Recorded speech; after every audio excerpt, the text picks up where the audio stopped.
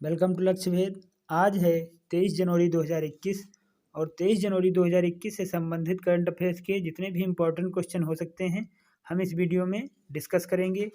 और क्वेश्चनों से संबंधित उनके महत्वपूर्ण तथ्य और यदि कोई जिस प्रश्न में मैप होगा उस प्रश्न को मैप के साथ में आपको दिखाया जाएगा।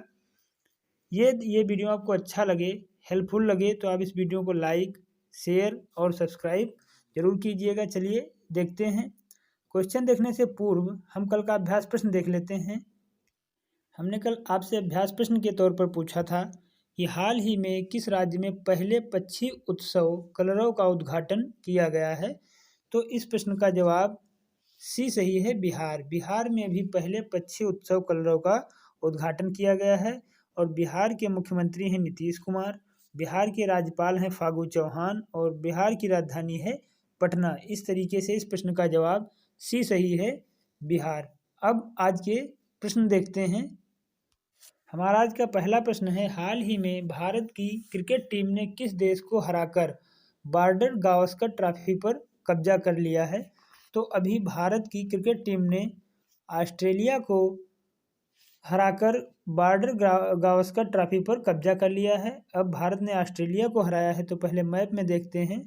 ये देखिए मैप में यही है ऑस्ट्रेलिया, ये ऑस्ट्रेलिया है और इसके जस्ट ऊपर हल्का ये पड़ता है इंडोनेशिया और ये जो दिखाई पड़ रहा है आपको ये मलेशिया है और इसके ऊपर ये इधर पपुआ न्यू गिनी, ये इधर पपुआ न्यू गिनी पड़ते हैं, फिजी देश वगैरह ऐसे इधर पड़ते हैं। इसी को यहीं ऑस्ट्रेलिया को हराकर भारत ने भी बॉर्डर गावस्कर ट्रॉफी पर कब्जा कर लिया है। ऑस्ट्रेलिया की राजधानी कैनबरा है और ऑस्ट्रेलिया की मुद्रा ऑस्ट्रेलियन डॉलर है और ऑस्ट्रेलिया के प्रधानमंत्री स्कॉट मॉरिसन है। हाल ही में भारत ने 32 साल से अजेय ऑस्ट्रेलिया को ब्रिस्बेन में गावा के मैदान, जो ऑस्ट्रेलिया का घरेलू मैदान है, उसमें हराकर 3 विकेट से जीत हासिल कर ली है। बॉर्डर गावस्कर ट्रॉफी पर कब्जा किया है जो भारत की ऐतिहासिक जीत है। इससे पहले 1988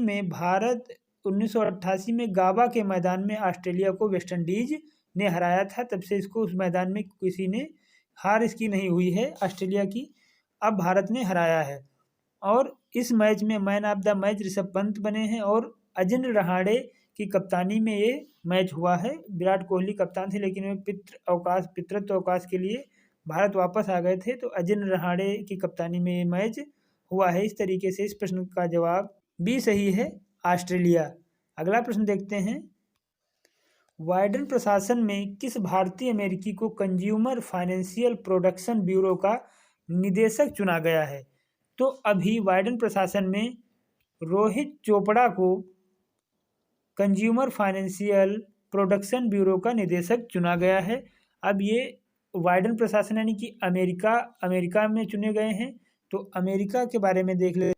ये देखिए, ये है अमेरिका, ये है दक्षिणी अमेरिका, ये है उत्तरी अमेरिका और यहीं पे ब्राज़ील वगैरह यहीं पे पड़ता है। यहीं पर अभी बाइडेन प्रशासन नवनिर्वाचित राष्ट्रपति जो बाइडेन बने हैं और उपराष्ट्रपति कमला हैरिस बनी हैं और यहाँ के जो राष्ट्रपति जो बाइडेन हुए 46वें राष्ट्रपति यहाँ के बने हैं और उपराष्ट्रपति 49वीं उपराष्ट्रपति कमला हैरिस बनी हैं, जो पहली अश्वेत महिला होंगी अमेरिका में जो कि उपराष्ट्रपति के रूप में निर्वाचित हुई हैं। और अमेरिका का जो लोकतंत्र है दुनिया का सबसे शक्तिशाली लोकतंत्र है। यहीं पर अभी बाइडेन प्रशासन ने भारतीय अमेरिकी जो रोहित चोपड़ा है उनको कंज्यूमर फाइनेंशियल प्रोडक्शन ब्यूरो का निदेशक नियुक्त किया है। रोहित चोपड़ा वर्तमान में FTC कमिश्नर हैं। तो इस तरीके से इस प्रश्न का जवाब सी सही है, रोहित चोपड़ा। अगला प्रश्न देखते हैं। हाल ही में उन्नी कृष्णन नंबोथिरी का निधन हो गया है, वे कौन थे। तो अभी उन्नी कृष्णन नंबोथिरी का निधन हो गया है। ये एक अभिनेता थे और अभी इनका निधन हो गया है। तो इस तरीके से इस प्रश्न का जवाब बी सही है, अभिनेता। अगला प्रश्न देखते हैं। हाल ही में हावड़ा कालका मेल ट्रेन का नाम बदलकर किस महापुरुष के नाम पर रखा गया है। तो अभी हावड़ा कालका मेल ट्रेन का नाम बदलकर नेताजी सुभाष चंद्र बोस जी के नाम पर रखा गया है। आज 23 जनवरी को इनकी जयंती भी होती है और इन्हीं के नाम पर कालका मेल ट्रेन का नाम रखा गया है। इनकी 23 जनवरी को 125वीं जयंती होगी। ये है नेताजी सुभाष चंद्र बोस, और इन्हीं के नाम पर हावड़ा कालका मेल ट्रेन का नाम बदलकर अब नेताजी सुभाष चंद्र बोस मेल ट्रेन रख दिया गया है। हाल ही में हावड़ा कालका मेल ट्रेन का नाम बदलकर नेताजी सुभाष चंद्र बोस के नाम पर रख दिया गया है। नेताजी सुभाष चंद्र बोस का जन्म 23 जनवरी 1897 ईस्वी को कटक उड़ीसा में हुआ था। आज यानी कि आज 23 जनवरी को नेताजी की 125वीं जयंती मनाई जा रही है। द्वितीय विश्व युद्ध के दौरान अंग्रेजों के खिलाफ लड़ने के लिए उन्होंने जापान के सहयोग से आज़ाद हिंद फौज का गठन किया था। नेताजी की मृत्यु को लेकर के विवाद है। कुछ लोग इनकी मृत्यु 18 अगस्त 1945 को एक विमान दुर्घटना में मानते हैं, लेकिन इसमें कुछ क्लियर नहीं कहा जा सकता। नेताजी ने 4 जुलाई 1944 ईस्वी को बर्मा में तुम मुझे खून दो मैं तुम्हें आज़ादी दूंगा नारा दिया था। तो इस तरीके से इस प्रश्न का जवाब भी सही है, नेताजी सुभाष चंद्र बोस। अगला प्रश्न देखते हैं। हाल ही में LIC यानी कि लाइफ इंश्योरेंस कॉरपोरेशन के प्रबंध निदेशक के रूप में किसे नियुक्त किया गया है? तो अभी LIC के प्रबंध निदेशक के रूप में सिद्धार्थ मोहंती को नियुक्त किया गया है। ये हैं सिद्धार्थ मोहंती, और यही अभी LIC के प्रबंध निदेशक के रूप में अपॉइंट हुए हैं। LIC की स्थापना 1 सितंबर 1956 ईस्वी को हुई थी और इसका मुख्यालय मुंबई में है। तो इस तरीके से इस प्रश्न का जवाब ए सही है, सिद्धार्थ मोहंती। अगला प्रश्न देखते हैं। मेघालय मणिपुर त्रिपुरा को राज्य का दर्जा कब दिया गया था? तो अभी मेघालय ने अपना राज्य दिवस मनाया है, और मेघालय मणिपुर त्रिपुरा को राज्य का दर्जा कब दिया गया था?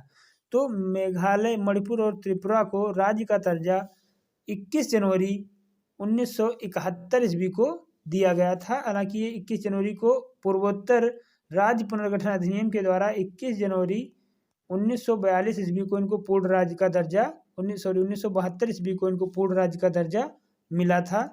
अब ये मेघालय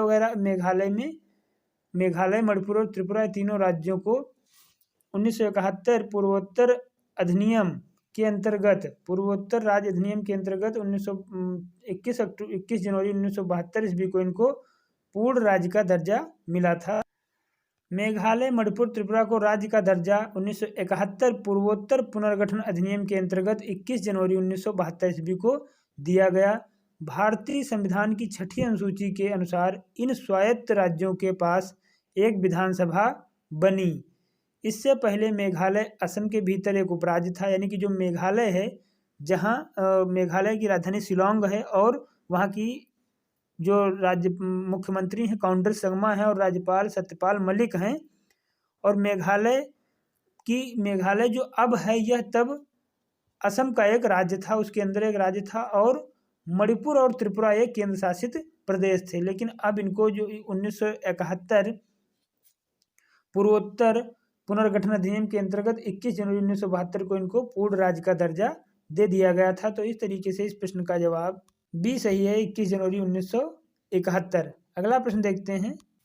हाल ही में किस देश ने वैक्सीन मैत्री पहल शुरू की है? तो अभी अपने देश भारत ने वैक्सीन मैत्री पहल शुरू की है। अपने देश भारत ने ये पहल शुरू की है। हाल ही में भारत में वैक्सीन मैत्री पहल शुरू की है। यह अनुदान प्रोग्राम है जिसके तहत भारत देशों को वैक्सीन भेज रहा है, अन्य देशों को वैक्सीन भेज रहा है। भारत दक्षिण एशियाई देशों को सहायता के रूप में टीके उपलब्ध कराने वाला पहला देश बना है। सबसे पहले भारत ने भूटान और मालदीव को वैक्सीन भेजी थी। यहाँ पे वैक्सीन है, सबसे पहले भूटान और मालदीव को भारत ने वैक्सीन भेजी थी। तो इस तरीके से इस प्रश्न का जवाब ए सही है, भारत। अगला प्रश्न देखते हैं।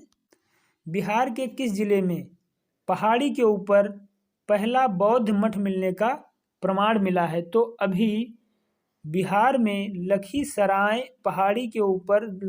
जिले में पहाड़ी के ऊपर पहला बौद्ध मठ मिलने का प्रमाण मिला है। अब ये बिहार में मिला है।